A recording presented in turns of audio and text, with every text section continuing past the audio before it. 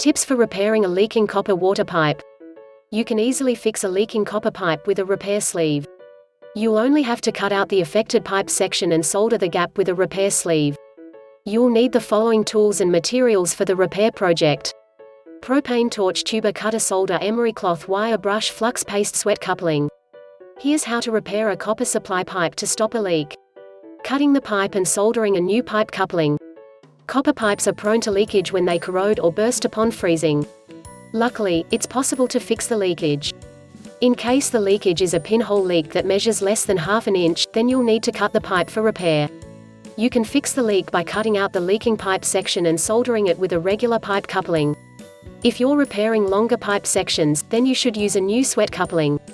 You can get the sweat coupling from a local hardware store or home center. Buy a coupling that can repair 1/2 inch or 3/4 copper pipe. Before starting with the repair work, turn off the water supply from the main valve. Then drain the pipe you want to repair by opening the connected faucets. Next, mark the leaking section. Then cut the leaking section and take measurements of the gap created. Next, cut a piece of pipe from the coupling. The repair coupling should be cut 1 inch longer than what you cut to allow for a good connection. You'll need to use a tube cutter to cut through the pipe.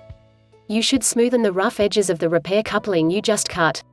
You can smoothen it by inserting a tube cutter and turning it around until the sleeve slides over the end of the pipe without snagging.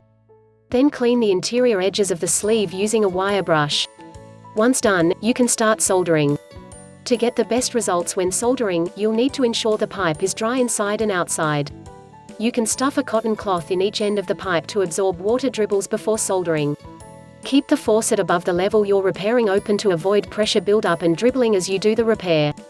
Once you're done with soldering, allow the pipe to cool off for some few minutes.